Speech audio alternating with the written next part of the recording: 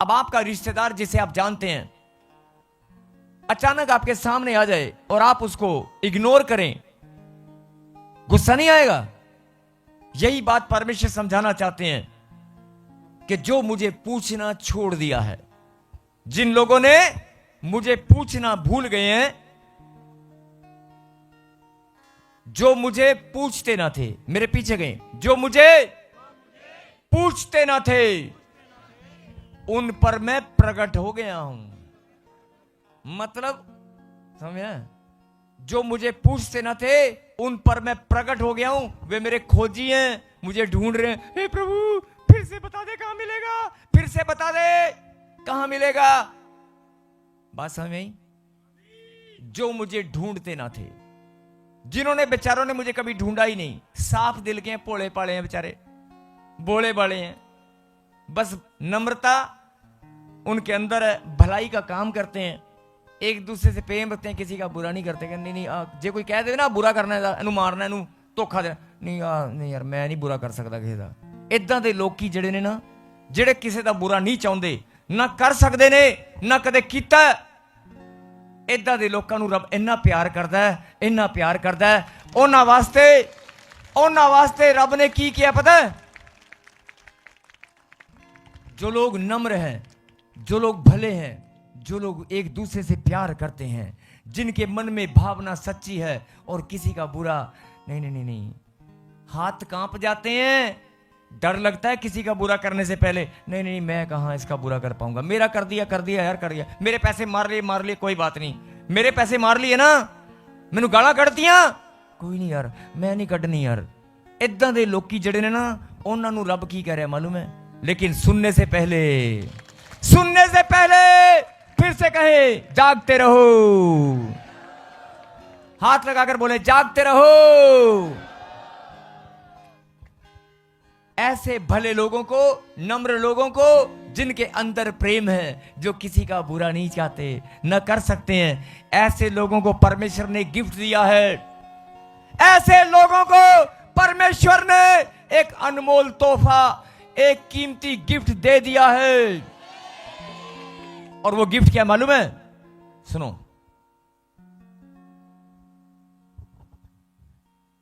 जो मुझे नहीं ढूंढते थे, जो मुझे नहीं ढूंढते थे, उन्होंने बेचारे ने पता ही नहीं रब किथे है, उन्होंने मुझे पा भी लिया है।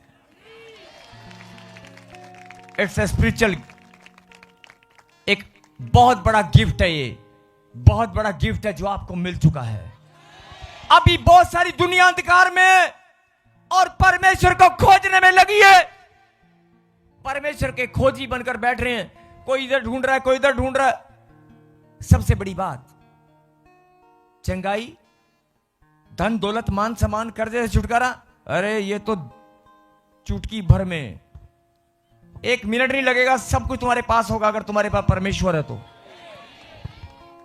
जो मुझे ढूंढते ना थे, जो मुझे ढूंढते ना थे, उन्होंने मुझे पा भी लिया। उन्हां दे दिल विच वसदा मैं। जो मुझे ढूंढते ना थे, उन्होंने मुझे पा भी लिया और उनके दिलों में मैं बसता हूं। अगर आपके दिल में खुदा बसता है तो मेरी आवाज आज आपके दिलों को टच करेगी, आपके हृदय में करंट आएगा। अगर आपके हृदय में खुदा बसता है, आपने अगर खुदा को पा लिया है, आपकी बॉडी अभी कांप जाएगी, आपको वाइब्रेशन महसूस होगी, खुदा की सामर्थ छुएगी। अरे पा लिया कि नहीं? आपको खुदा अभी अनुभूति, खुदा की अनुभूति महसूस होगी, उसकी प्रेजेंस अभी के अभी महसूस होगी। Touch touch touch, Holi spirit, पवित्र आत्मा छू ले और बता दे ये वो बच्चे हैं जिन्होंने मुझे पा लिया है। मालूम है आपको कितना बड़ा गिफ्ट है ये? आप दुनिया जंगलों में 10-10, 20-20 साल तपस्याओं में भूखे प्यासे रहकर परमेश्वर को खोजने में लगे रहे, लेकिन तुमने चुटकी भर में पा लिया। लिखा जो मुझे ढूंढते ना थे। चाहे बहाना कुछ भी बना हो, चाहे बहाना कैसा भी बना हो, लेकिन आप वो लोग हैं जिन्होंने परमेश्वर को पा लिया है। आमीन। आप वो लोग हैं जिनके दिलों में परमेश्वर बसता है। आमीन। आप वो लोग हैं जिनको लाखों की भीड़ में से परमेश्वर ने चुनकर अलग किया है, आमीन। ये बताने के लिए ये वो लोग हैं जिन्होंने मुझे ढूंढा नहीं। ये वो लोग हैं जिन्होंने मुझे ढूंढा नहीं लेकिन पा लिया है। और एक तरफ वो लोग हैं, एक तरफ वो लोग हैं जो मुझे पहले से जानते थे, पहले से जानते थे, लेकिन पूछना भूल गए हैं, मेरी महिमा करना भूल गए हैं, मेरा नाम, मेरा सिमरन करना भूल गए हैं। ऐसे भी लोग हैं जो मुझे पूछना भूल गए हैं। पूछेगा कौन? जो जानता होगा। पूछेगा कौन? समझ में आई बात? क्या लिखा? जो मुझे ढूंढते ना थे उन्होंने मुझे। अब आपको देखना आप कौन सी कैटेगरी में आते हैं, आपको देखना कि आप कौन सी जगह पर खड़े हैं। जो मुझे ढूंढते ना थे उन्होंने मुझे पा लिया है, और जो मुझे पूछते ना थे, इसका मतलब जानते हैं, जानते हैं, जानबूझकर भी, जानने के बाद भी परमेश्वर की महिमा करना, उसके विश्वास में गिरना, उसके विश्वास से दूरी बनाना, उसके नाम पर उंगली उठाना, कुछ ना कुछ तो कर रहे हैं। जो मुझे पूछते ना थे, दो बातें परमेश्वर ने कही हैं। कहीं तुम उस कैटेगरी में तो नहीं आते हो? जो मुझे पूछते ना थे उन पर मैं प्रकट हो गया हूं।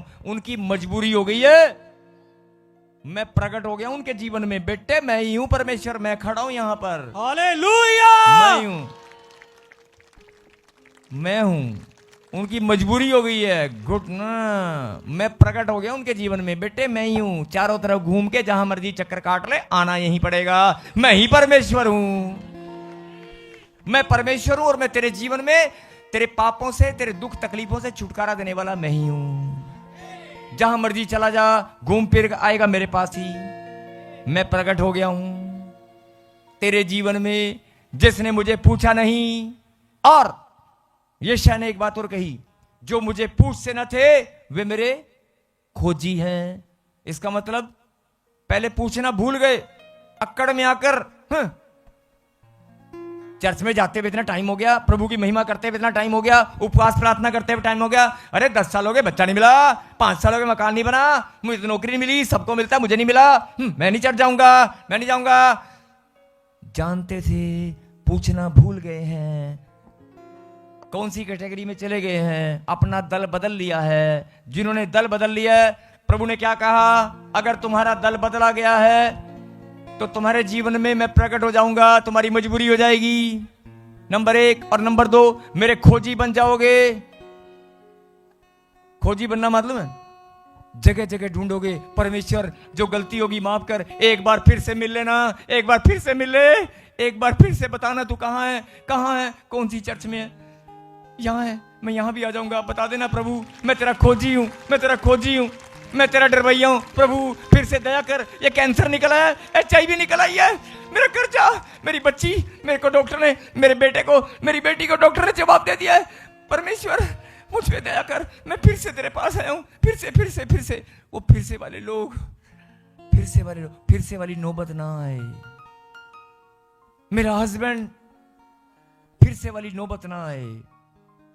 बात की गहराई को समझो और अपनी प्रेजेंस को महसूस करो। आप कौन सी पार्टी में हैं? आप कौन से दल में हैं? आप कौन से स्थान पर खड़े हैं? परमेश्वर की नजर में अपनी आत्मा में झांक कर देखो। फिर से सुने, जो मुझे ढूंढते ना थे उन्होंने पा भी लिया है। उनके दिलों में मैं बसता हूं। और जो मुझे पूछते ना थे, घमंडी और अक्कड़ वाले लोग, डायलॉग मारने वाले लोग, दोष लगाने वाले लोग, उंगली उठाने वाले लोग, ठट्ठा करने वाले लोग, वचन का अपमान करने वाले लोग, ऐसे लोगों को परमेश्वर बोलता है मेरे खोजी बनना पड़ेगा। तुम्हारे जीवन में मैं प्रकट हो गया हूं। और अगर मैं प्रकट हो गया ना तो मजबूरी हो जाएगी घुटने टिकाने की। इसलिए आपको देखना कि आप कौन से स्थान पर खड़े हो। और अगर अभी भी कुछ कमी पेशी है तो अपने आप को दूर करें, अपने आप को बदल लें, अपने स्वभाव को बदल लें। क्योंकि ये भविष्यवाणी पवित्र आत्मा ने मुझे कहा कि तू कर। जो काम तुम्हारे जीवन में आज तक नहीं हुआ वो अब होगा। इसी वर्ष में तुम चमकोगे। जो मुझे ढूंढते ना थे उन्होंने मुझे पा लिया है। आपने ढूंढा नहीं है, कोई पकड़कर गलती से ले आया, किसी ने सुसमाचार सुना दिया, किसी ने तुम्हें सुसमाचार सुना दिया और तुम्हारा मन बदल गया है। किसी ने सुसमाचार सुनाया, प्रभु का नाम बताया और उसके अनुग्रह की दृष्टि तुम पर ठहर गई है। किसी ने तुम्हें प्रभु का नाम बताया, प्रभु के बारे में बताया, उसकी दया के पात्र तुम बन गए हो। किसी ने बताया नहीं बताया, वो किसी वाला शब्द है ना, जो वो किसी को भी प्रभु नहीं भेजा है। वो किसी को भी प्रभु नहीं भेजा था। जाओ उसके घर में नाम बता दे। वो रो रही है, वो टूटी हुई है, वो परेशान है। जा मेरा नाम उसे बता दे। ये टूटी हुई है, परेशान है, मैं इसे खुशी और आनंद देना चाहता हूं। जीवन भर रोती आई है, मैं इसके जीवन को बदलना चाहता हूं। यही बात परमेश्वर आपसे समझाना चाहते हैं। जो मुझे ढूंढते ना थे उन्होंने मुझे पा लिया है, और जो मुझे पूछते ना थे वे मेरे खोजी हैं। जो मुझे पूछते ना थे वे मेरे खोजी हैं, और उन पर मैं प्रकट हो गया हूं।